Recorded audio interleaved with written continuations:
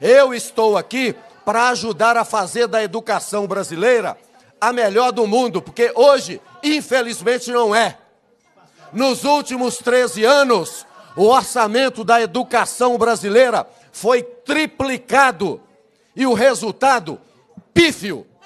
Então, se coloca mais dinheiro, mais investimento, o resultado tem que aparecer e não apareceu. Isso prova a incompetência dos gestores que estavam à frente da educação no Brasil. É incompetência, para não dizer que é má fé, porque roubaram o dinheiro público, desviaram o dinheiro da educação para encher cofre de partido, para encher cofre do seu Lula, da dona Dilma e do seu Palocci e de José Dirceu. Desviaram todo o dinheiro da educação. Pela ordem, senhor presidente. Então, eu quero dizer para vocês que se nós perdemos gerações de estudantes, porque em qualquer avaliação de desempenho internacional que se tenha, o resultado dos estudantes brasileiros é o pior possível. Nós ocupamos os últimos lugares. Isso é prova da falência da educação. Agora me perguntem a causa. Além do desvio do dinheiro, sabe o que existe? Doutrinação nas escolas. O professor, em vez de ministrar a disciplina, ele doutrina.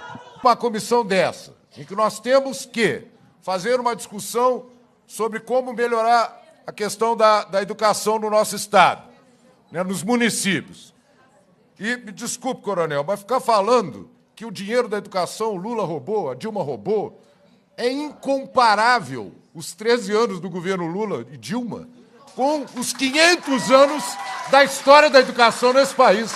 Nós estamos vivendo um problema no Estado. Questão de pagamentos profissionais da educação tem relação com o nosso governo, é verdade, mas que tem relação com o golpe que foi dado em 2016 e que fechou a torneira de cima do Estado. Não posso concordar também, Bia, com essa discussão da doutrinação marxista. Eu falei isso num discurso aí para trás, mas quem dera, né? Eu sou marxista, mas quem dera se fosse isso verdadeiro, né? Nós já tínhamos acabado com a propriedade privada dos meios de produção nesse país. A escola tinha acabado com a pobreza, com a desigualdade social, né? É ofensivo o que estão falando contra nós, trabalhadores da educação. Nós não podemos permitir isso. Vão sentir o peso da minha mão também aqui nessa comissão. Deputado Coronel Sandro. Presidente, obrigado pela possibilidade de me manifestar novamente. Eu estou fazendo em razão de ter sido citado pelo deputado Betão. É uma praxe regimental aqui da casa. E eu gostaria, se for possível, de contar com o silêncio de vocês, para que eu possa não precisar gritar aqui, como vocês reclamaram, tá bom? Ô deputado, eu gostaria de dizer ao senhor, em relação à sua alusão aqui sobre a apropriação dos meios de produção e acabar com a propriedade privada, que eu sugiro, o senhor pode ir para Cuba, para Venezuela, lá não tem isso não, o senhor vai estar muito bem. Eu já fui, deputado. O senhor vai estar muito bem na Venezuela e Cuba ou na Coreia do Norte também, porque lá não tem propriedade privada. Certo, gente? Toda vez que vocês manifestarem, eu vou ter que aumentar o tom de voz. Bom, eu lamento.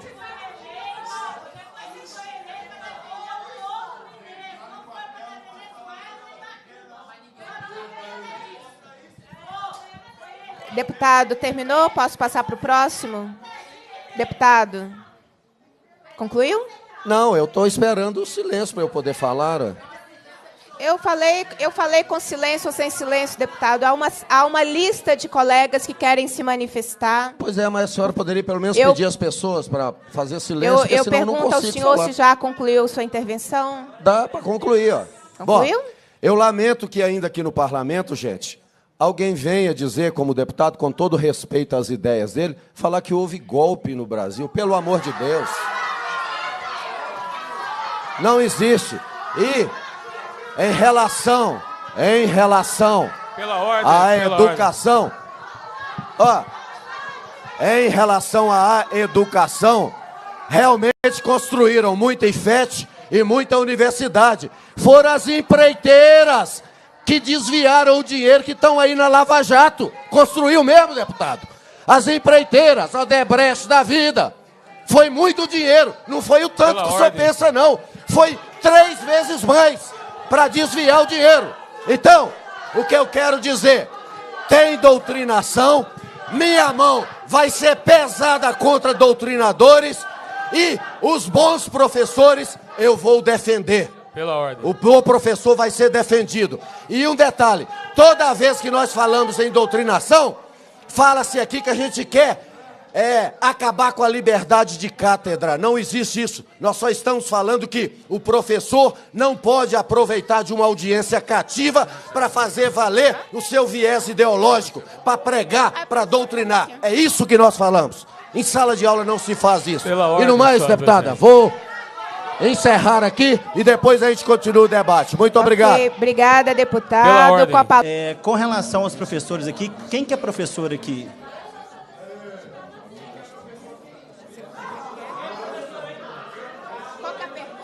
Quem que é professor? Só para saber quem que é professor. Ótimo. Bom ver vários professores aqui, isso mostra que tem interesse e vão estar próximos aí à discussão, tá? Antes de dar o recado para a educação, só queria pontuar algumas questões, porque foi se falado na quebra do direito à propriedade. E eu, como liberal, eu tenho 3 direitos que eu defendo acima de tudo, que é a vida, a liberdade e a propriedade. A propriedade, ela simplesmente é a decorrência dos outros 2 direitos, né? Quando a gente vê aqui os funcionários da casa, o pessoal que está nas filmadoras, os seguranças, todas as pessoas que estão trabalhando aqui, elas não estão aqui porque gostam de estar aqui. Elas estão aqui porque elas estão colocando a vida dela, a liberdade dela, em prol de um futuro melhor. E esse futuro melhor é conquistado com a construção da sua própria propriedade. E por isso que eu defendo tão fortemente a propriedade, assim como eu defendo os outros 2. Tá? Com relação à educação, a gente vive momentos realmente muito diferentes. Acho que nos últimos anos todos foram anos onde o PT teve à frente da presidência da República e, com isso, teve um viés mais forte na educação voltado às bandeiras que realmente a esquerda representa e defende. E agora a gente simplesmente passou para o outro viés, que é o do Bolsonaro, que representa a militarização, disciplina, enfim, são valores diferentes do que a gente estava acostumado, né? E daí julga-se tão importante bandeiras que eu defendo, como, por exemplo, a neutralidade em sala de aula, porque até ontem tudo que vocês queriam estava lá, a defesa de todos os valores que vocês queriam estavam lá. A gente tem uma pessoa ali que balançou a cabeça para mim quando eu falei de algumas professoras doutrinadas em sala de aula, mas chegam para a gente, sim, vários casos, não estou falando que todo mundo aqui faz, pelo amor de Deus, e até corroborando o discurso da Beatriz, a profissão é uma profissão muito respeitada por todos. Hoje a gente vê um certo ceticismo sobre a profissão, muito por conta de poucos profissionais que transformam a sala de aula em verdadeiros locais para se doutrinar. E aí, com isso, o que eu quero dizer para vocês que fazem um trabalho sério aqui, você não acredita em mim, não, senhora? Não acredita? Porque o que chega para a gente são muitas gravações, várias filmagens. Acho que muitos de vocês acompanharam também filmes de professores expulsando alunos com camisa do Bolsonaro, por exemplo. Lembrando que meu presidente que eu votei foi João Amoedo, só para deixar neutro aqui um pouco a opinião. Só que vocês viram que professores expulsaram, sim, alunos de sala de aula porque estavam com camisas do Bolsonaro. Então, o que eu digo a vocês, vendo até a indignação dessa senhora aqui, o que eu digo a vocês é que protejam a classe de vocês. defendam a classe de vocês, inclusive julgando e questionando o trabalho desses outros professores que podem colocar tudo que vocês fazem por água abaixo. Porque se você não doutrina, senhora, que bom, eu fico satisfeito com isso, porque é esse tipo de professor que a gente quer na sala de aula. Mas a partir do momento em que você tem um professor que está doutrinando em sala de aula, ele coloca em risco todos os outros professores que estão fazendo trabalho sério.